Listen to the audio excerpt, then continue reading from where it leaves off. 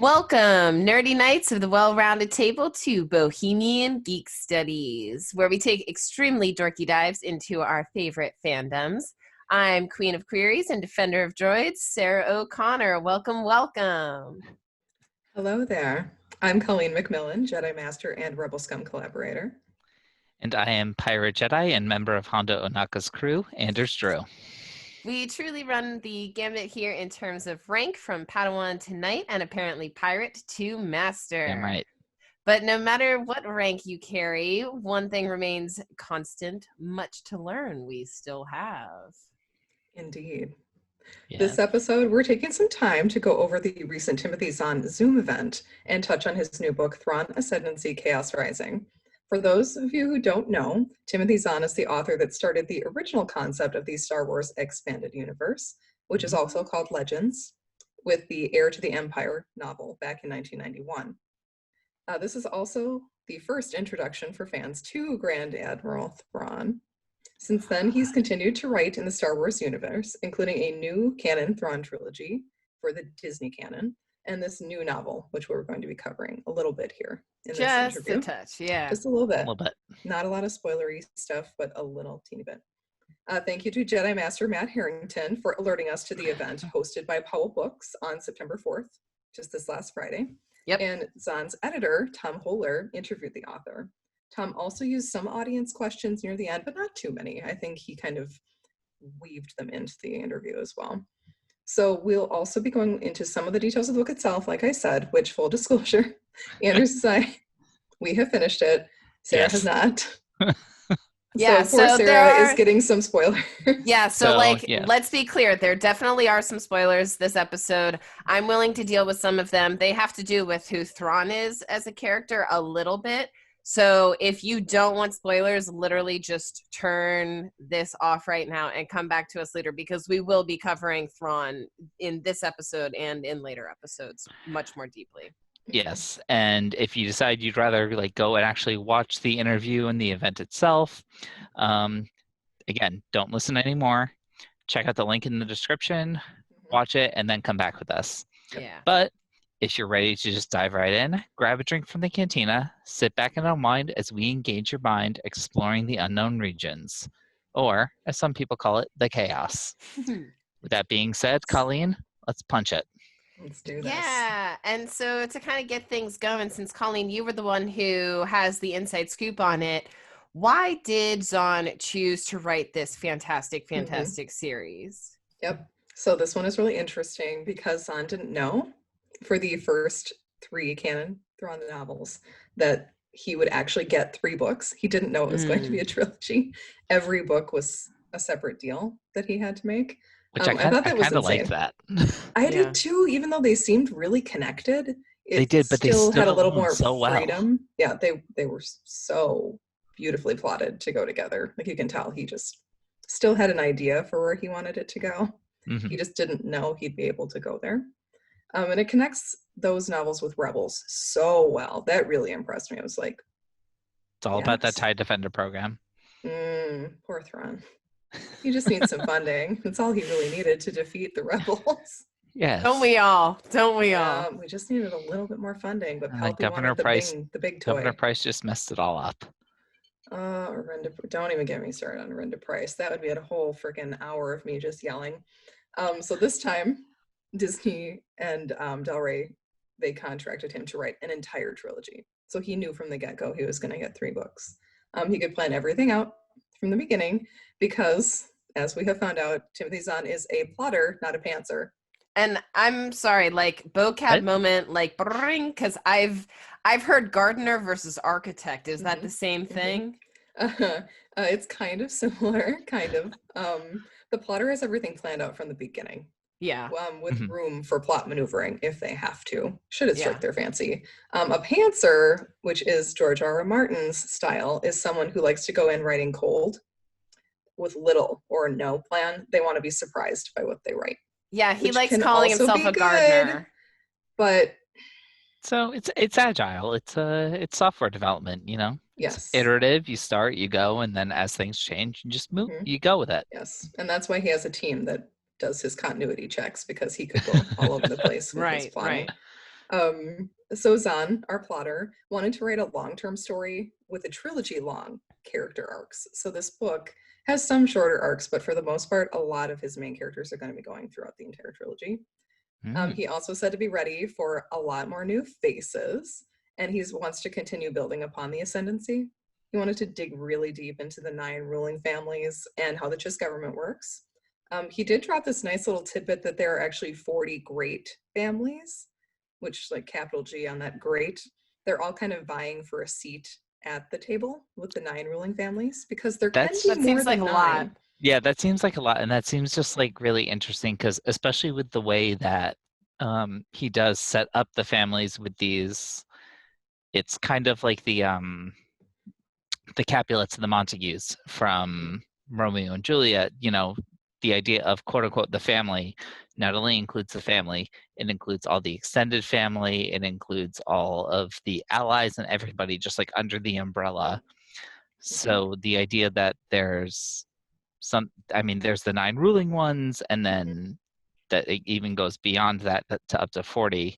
Yeah. That's a concept I'm really interested in seeing him kind of build upon, and I'm wondering if it's gonna in any way relate to in the novel Bloodline,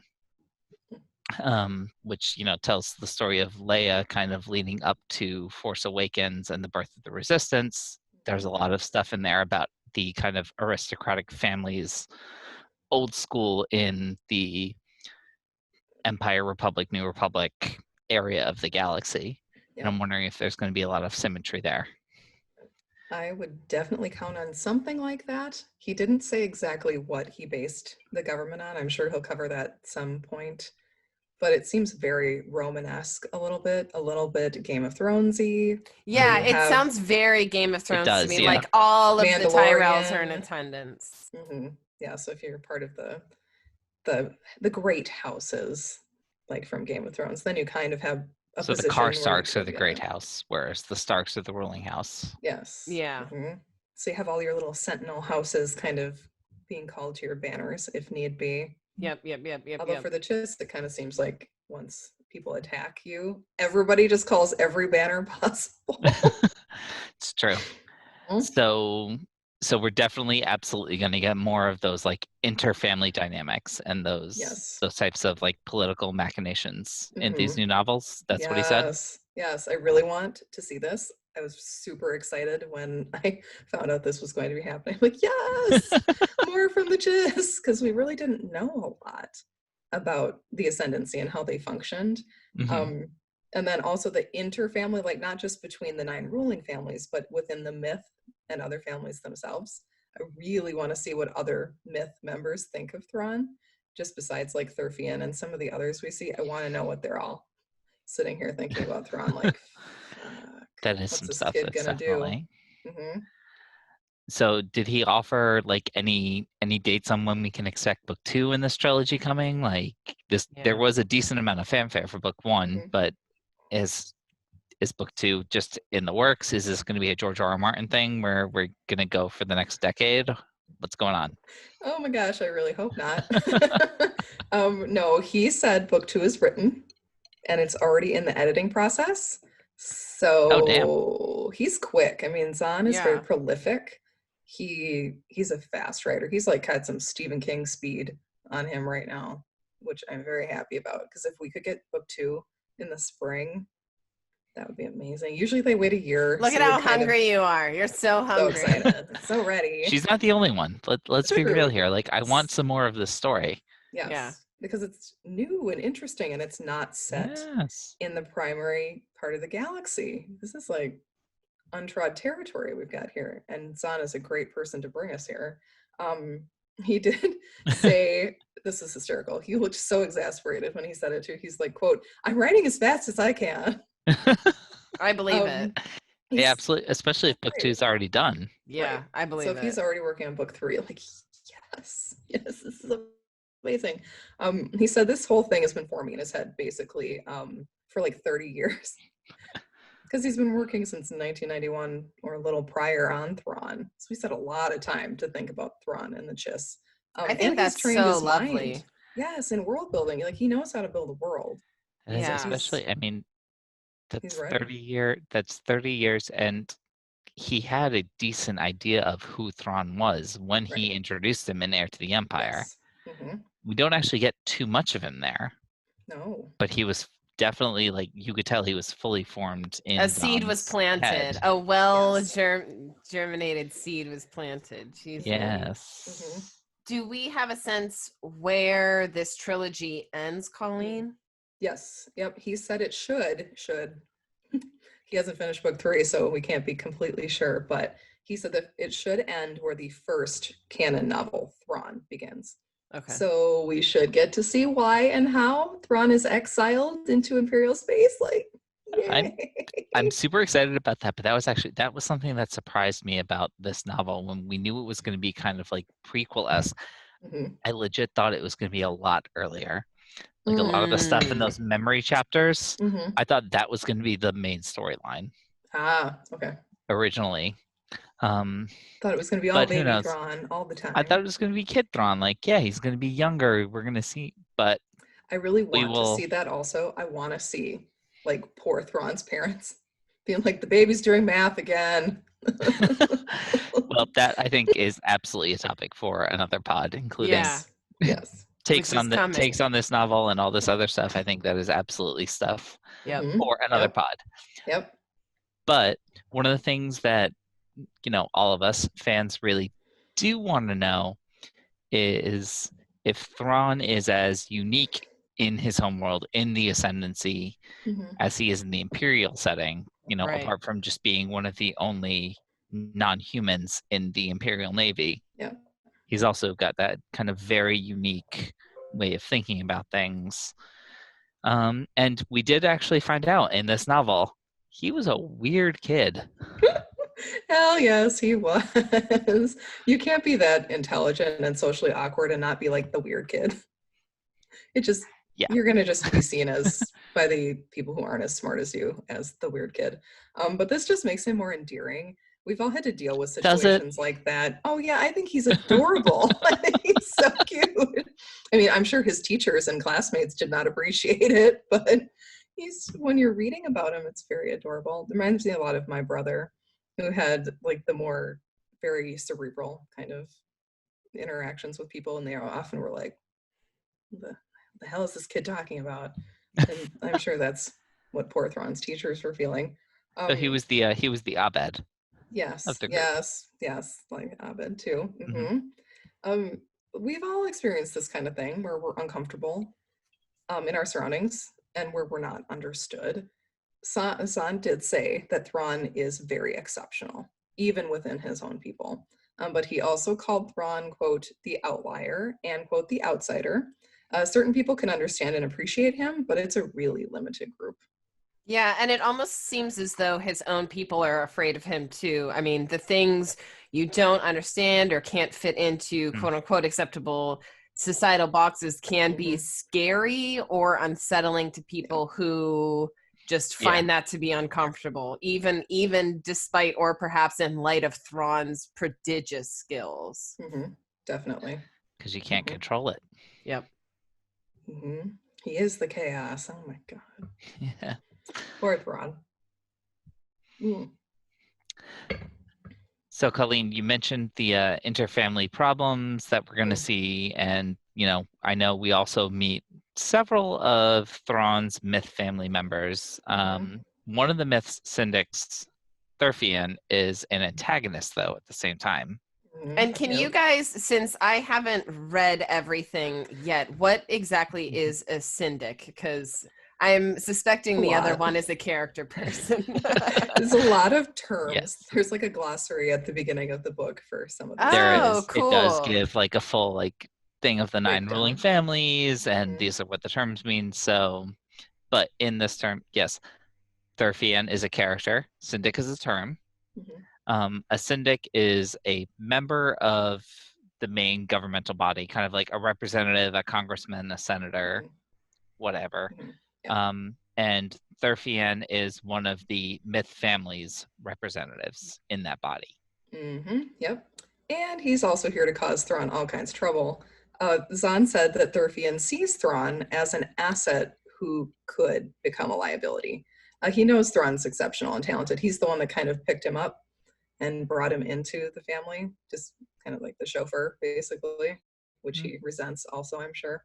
But he's more concerned with Myth family honor as a whole. He's more dedicated to what he thinks the Myth family should be, not necessarily with someone who wants to change things and maybe upend the entire status quo of the entire He's a bit of world. He's a hardliner. He's not force sensitive, but he's a Sith-minded syndic. Mm-hmm. Mm-hmm. Absolutes. All the absolutes with Third Fan. Well, I've read into the book and like I'm listening to it from the audiobook, so I didn't know about the like cool glossary, so I might have to like splurge another way.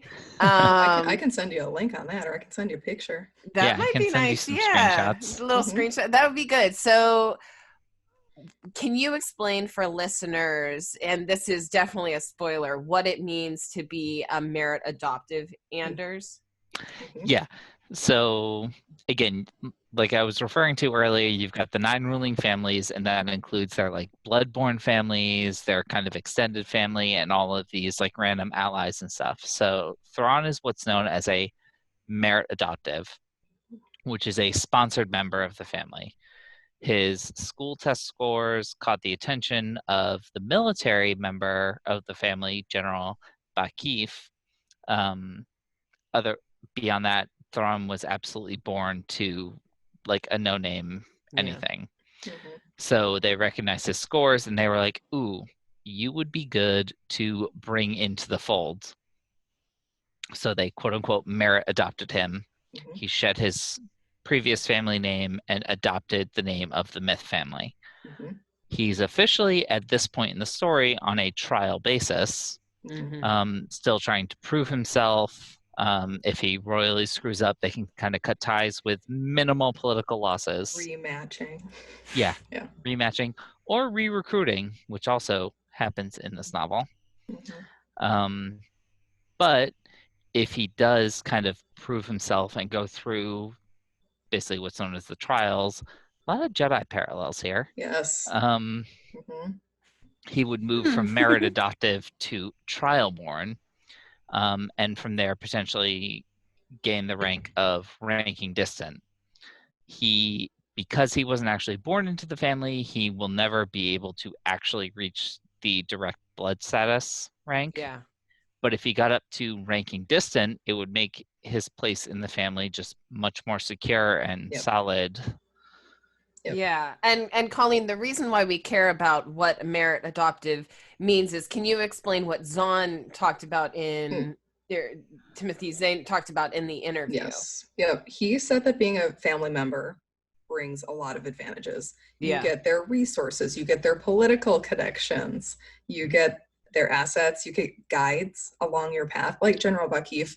I don't know if he was Myth for sure, but he's helping recruit Thrawn to the Myth, so he might very well be a young general from the Myth. If he is, what's the rank? And I'm sorry, I'm absolutely bringing this in, not being in the show notes or anything. What's the rank? What's the rank that gets you beyond family? Is it Commodore that Commodore. Brings you? When you reach Commodore, you are officially beyond family affiliations. Because you're in such a high level of the military that you need to have no connections and loyalties to family. You have to have one loyalty, and that's to the GIS. Okay. And so that's why they kind of. Bakif is not there yet. No, he is, because he's a general already. So he already has his shortened name. Okay.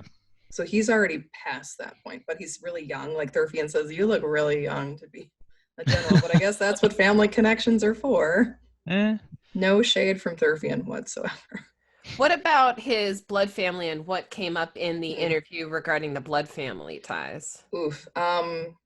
His blood family is mentioned briefly in the novel, his parents. In one of the memory sections, their surname is Kivu, which is apparently very obscure. Thurfian's like looking through records, trying to find out who this Thrawn, well, it's not Thrawn yet, who this kid is, basically. And there's just not a lot to go on the family.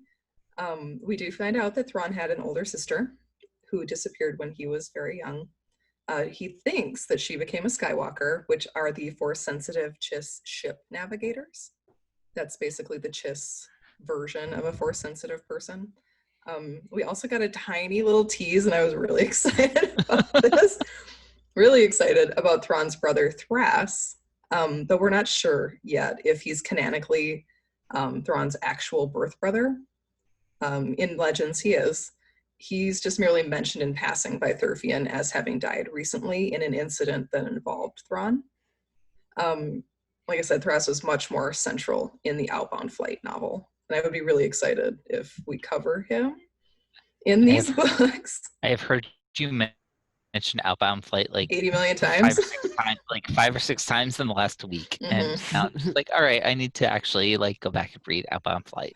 It's really good. It's going to piss you off, but it's really good. Zahn and Tom, his editor, both mentioned that they were really excited about a lady character's the POV chapters in book 2. So that's like speculation wheel is a spinning. People are already thinking that it is this long lost sister.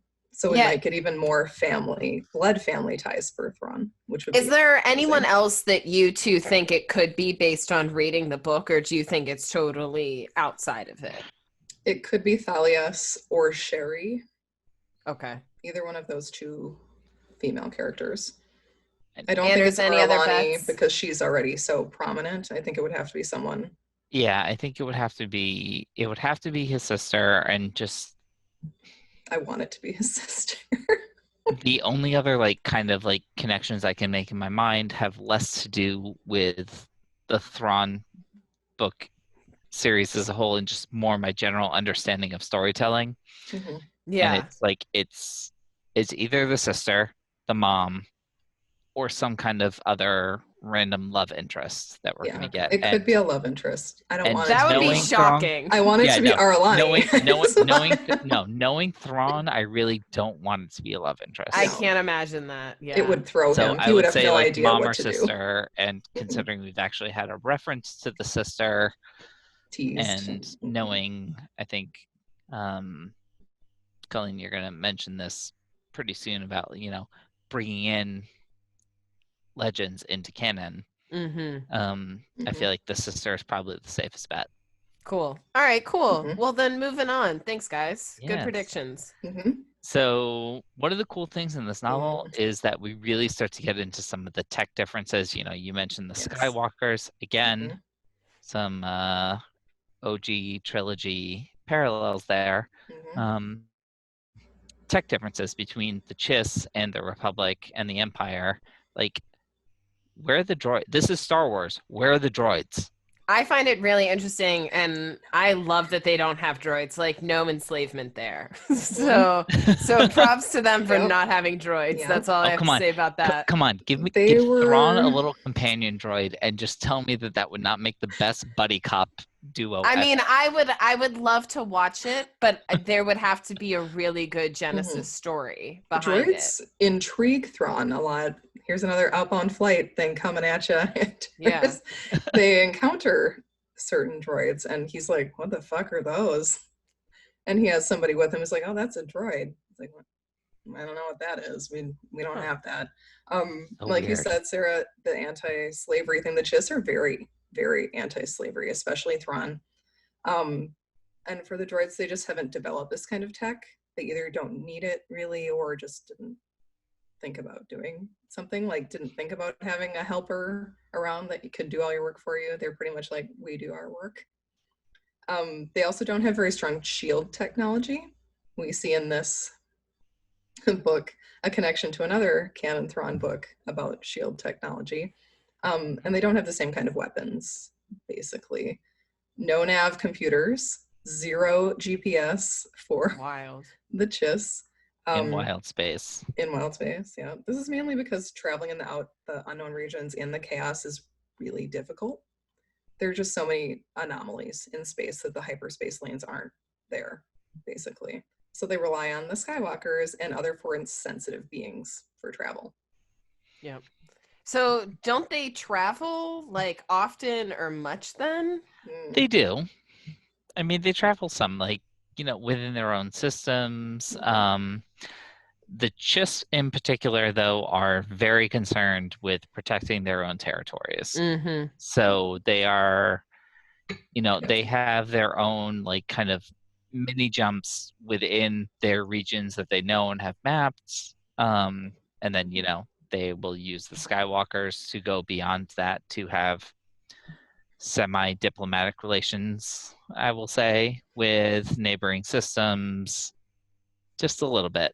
But the Chiss themselves like aren't really that into diplomacy. They're like, we got our borders, we're going to protect them. They're not necessarily interested in expanding, but they definitely don't want to contract either. Yep. Gotcha. So. Yep. Yeah, Zahn said that the Chiss are very insular. They don't really study other cultures much. They do have the museum where they have artifacts from other cultures. Their main purpose, though, is to try and identify threats. They're not really, they look kind of for allies, more like lesser beings, though. They think everybody else is lesser. So it's not really an ally per se. It's more like a non-threat. Yeah. They know the areas surrounding them, like Andrew said, but it's just so hard to get around in the chaos that they're just not as well traveled as people that would be in Imperial Republic space. Yeah. With all of the hyperspace lanes that they have. Yeah. So I was checking out the interview and some of the articles about it afterwards, and I actually really like this question. So, Colleen, can you tell us a little bit about what Zahn said? What does Thrawn want? Like, this character is so complex in the sense that he's just like always thinking like 20 steps ahead, and he's doing all the strategies, but in the end, like, what does he actually want? What would make him happy? This one made me kind of sad. Zahn said that Thrawn is, quote, kind of a lonely guy when you think about it. He said he's ultimately isn't concerned with his own personal happiness. He's fighting for everyone else's happiness. He'll do anything to secure peace and safety for his people. And I think it's kind of expanded now within the last parts of the canon trilogy. He's actually met people in the Empire that he would like to protect. So it's not just him protecting the Chiss now. It's more like, I'm going to protect everybody. Although the Chiss are still his main focus. Let's see. I'll like to see that, Your Honor. I'd like to see that on the record before I pass judgment. Well, and this is like younger Thrawn too. We're not talking Heir Thrawn. Heir Thrawn is just okay. Colleen, I think you and I are going to have a debate about that at some point in the future. Hey, he grows. He grows as a character, and we are definitely going to talk about icy. Does he? Icy Thrawn. Well, let's like ding, ding, ding for now, since we're talking about Zahn. He also says that he respects Thrawn, right, Colleen? Yep. He said he understands and respects his character, which makes me think he wants the readers to try and see him not as a complete villain. Anders. He never said he was. Never said he was. He wants this to be like a multi-layered character, this balance between competence and blind spots, which is really understandable. Yeah. And being an artist, this is a very important question. Does Thrawn have any artistic talent of his own, or does he just speak eloquently AF about art? And steal it. And steal it. Yeah. Thank you, sir. Yeah, that was not a good move. Rebels Thrawn has got an issue with that. Zahn gave a very definitive no. He's not an artist himself, but he appreciates all art. Interesting. So, Thrawn with this new trilogy is kind of taking an expanded role in the new Disney canon and whatnot. So, did Zahn mention anything about if he could write interactions with Thrawn and some existing canon characters? Oh, you're clapping. Colleen's clapping. She absolutely has. She wants to say yes. Very excited. This one made me insanely happy. He immediately, like no pause, said Ezra Bridger. Very no nice. Pause, zero thought. Very just good. Instantly was like, Ezra, that's what I want. So you say that, and so in my mind now I have like 5 or 6 episodes thing with Sabine and Ahsoka. A 5 or 6 episode thing of Ezra and Thrawn, and then like a 3 episode like major movie event type thing. Yeah. Where they finally all meet each other. Make it work, people. Make it work.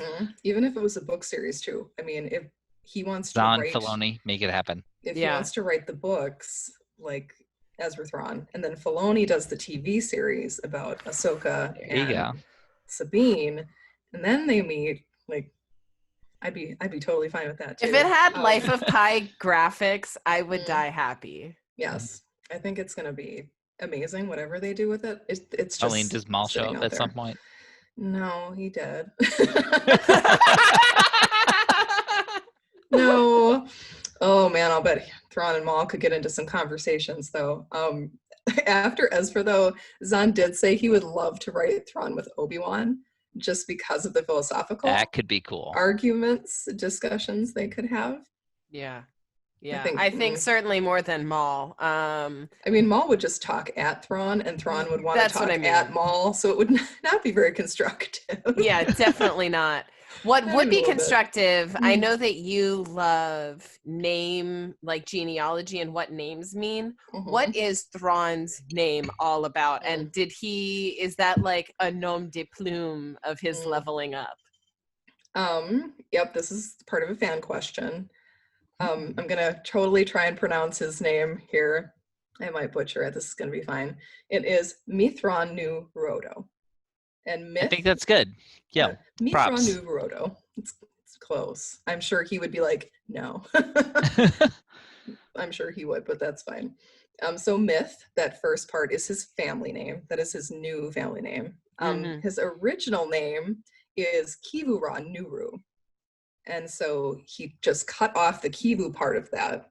He kept the Ra Nuru and then added the Myth at the beginning. So then in this book, his name is Mithron Nuru.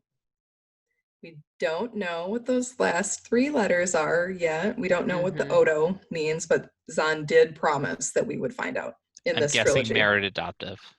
That would be my guess, is that when he moves on to Trialborn would be when he gets that, or when he moves on to Ranking Distant, maybe.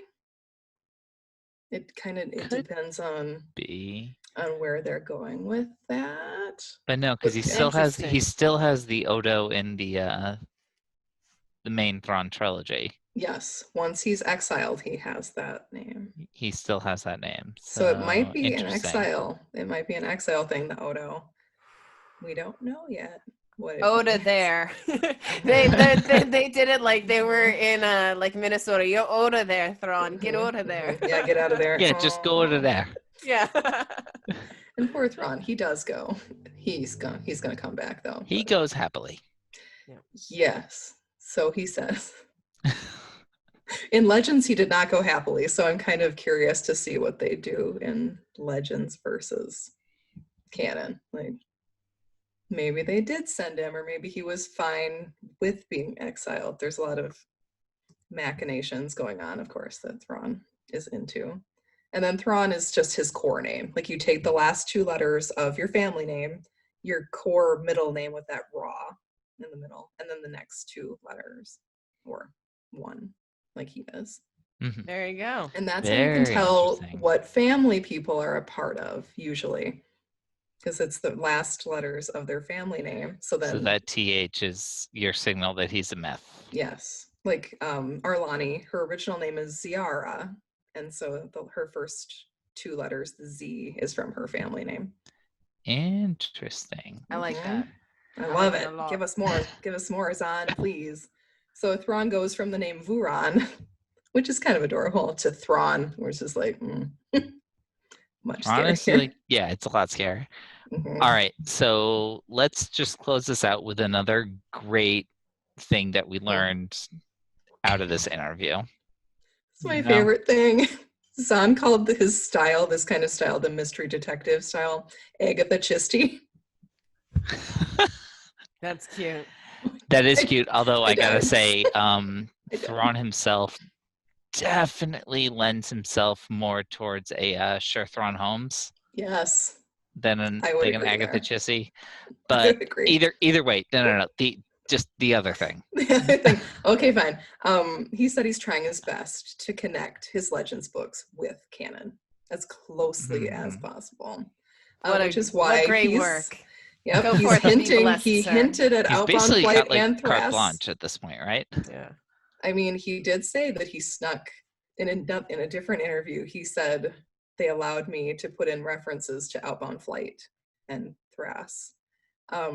So we can expect these kind of elements to keep popping up. Like, yay! I can't wait. So yes. Anders, go read Outbound Flight. I love that you have it right there. I told you I just finished Plagueis. All right, I gotta do like Dooku, Jedi Lost. I got a couple of Maul Legends novels in the queue. Yes, there's so many good Zahn books to dig into for Thrawn. Oh yeah, and one last thing, this is also adorable. Zahn must be just like a pun master. I love puns. Because he said I'm not surprised by that, Sarah. He said Thrawn isn't a legend, he's a myth. And I love that. I love that. I love that. As soon as I saw that, I was like, no wonder they print the t-shirts. Like, yeah. We're ready to go. And because did you buy one? Oh yeah, I'd buy one. Oh yeah. Yeah, I would buy one. I would buy one too. And so since Colleen and I are going shopping now for that excellent shirt, that's where we're going to leave you all for today.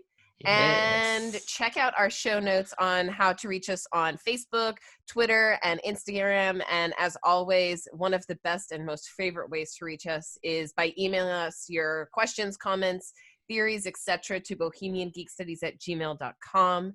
Until next time, Charks up and keep those episodes streaming. Bye, everyone. Okay.